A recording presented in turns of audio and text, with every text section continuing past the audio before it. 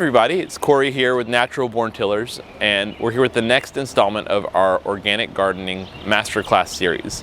And today we're going to talk about timing. Our featured crop is radishes, so we're going to show you how to use radishes as a timing device to make sure you get the most out of your spring crops.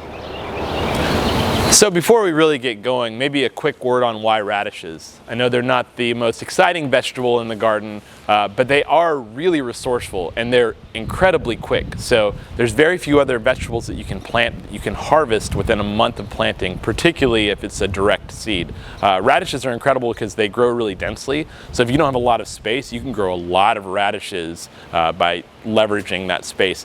They play well with other vegetables, and like we've said before, they're really good to use as timing devices or space holders. Maybe you want to plant something within the next 3 to 6 weeks, but you have some empty space. Radishes are a great fill-in.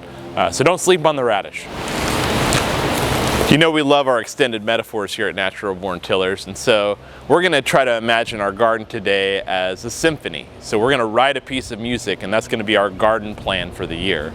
And what happens when people are performing or writing music, a lot of times they rush it. They rush to the big finish. And that's what happens in the spring garden quite a bit. So we're in the middle of April, you're wide open for whatever you want to plant. And so everyone runs to fill their gardens with all the tomatoes and peppers and cucumbers.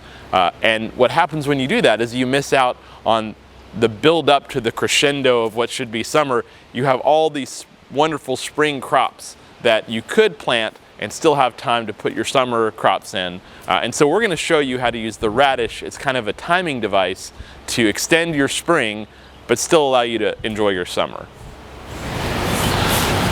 So when it comes to timing, we have a number of tools at our disposal. So if you think about how to plug and play different vegetables, you can use things like cover cropping. So maybe you want to time a summer crop at a certain point and you want to be able to extend it. You can use a cover crop and then incorporate it and then plant later. You can use a long crop. So if you want to, you want to plant your fall crops at a certain point, you want something that's going to stretch long into the summer. Maybe you grow a sweet potato or something with a long maturity date. And then you have the fill-in. So that's kind of what we've done here with our strawberries. We have these beautiful strawberries. They're just coming in. Before and between these rows, we grew some carrots, and those came out, and so we have a nice little window here. So we decided to plant our radishes, and you can see they're just starting to come up. So if we time this correctly, by the time the strawberries are done, the radishes will be up and out, and then we'll be able to turn this whole bed into our next series of crops. One of the ways you can enhance this timing is by use of thinning. We talked about this a little bit in our spacing video, but if you thin these radishes out, you'll see how much faster they grow. So we haven't thinned these out intentionally, and you can see that they're still growing, but they're a little bit stunted, as opposed to the radishes in this other bed.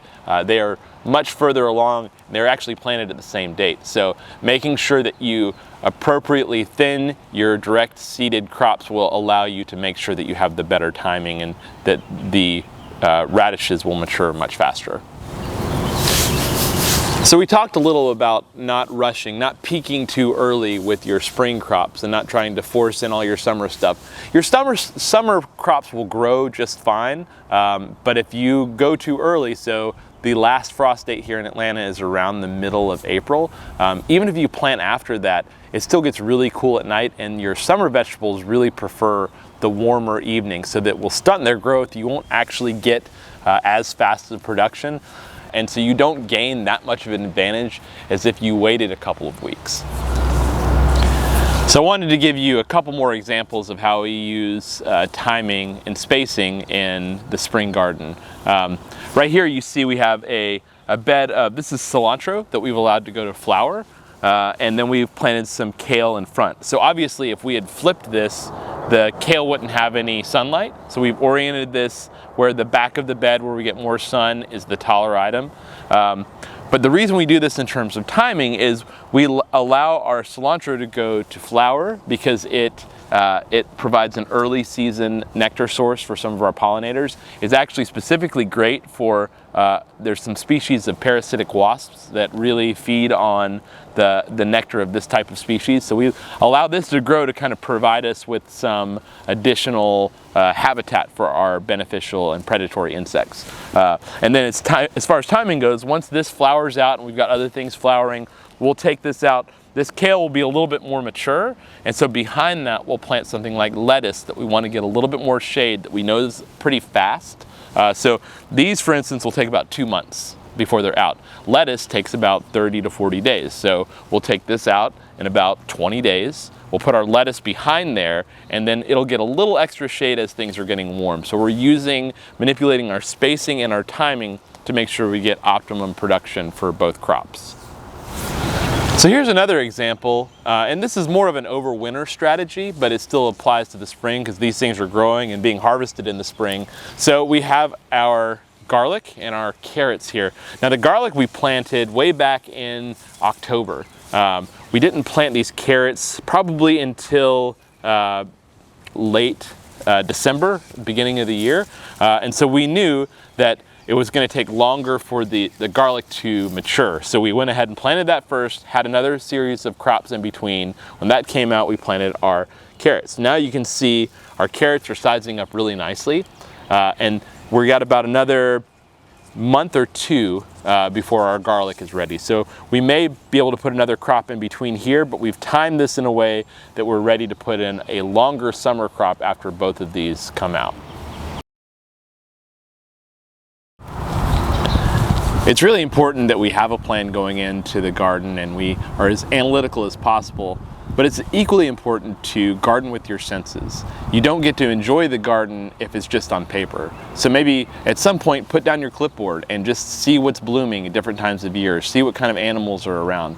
You'll notice that you become more actively engaged, which will help you not just grow better food, but it'll help you be more firmly rooted in your environment and allow you to experience the seasons and the rhythms of nature around you. So while you're at it, you might as well just plant a seed, watch it grow, share the harvest. Take care and eat well.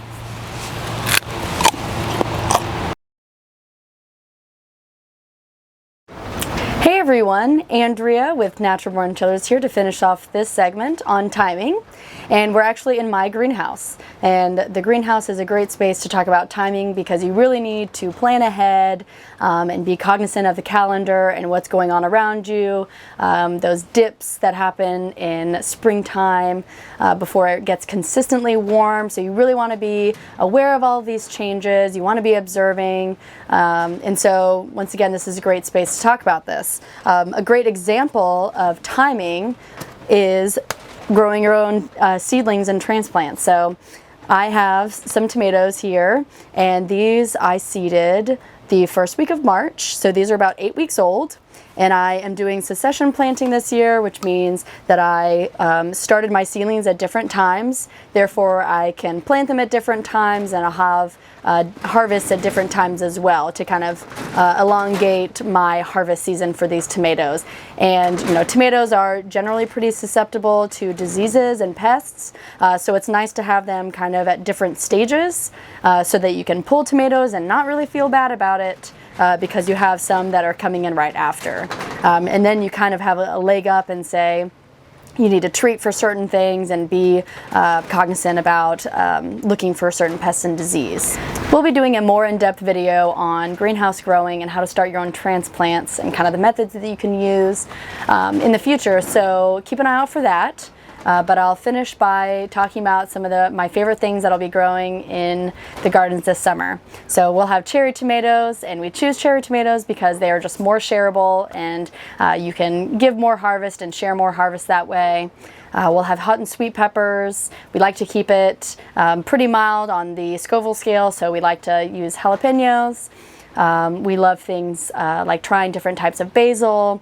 We have hibiscus, melons, cucumbers, okra, right? All of those heat-loving vegetables and fruits. So we hope that you have a wonderful experience with your spring and summer garden, but just know that we are here to guide you and to help give any advice that you need. So we hope that you enjoy.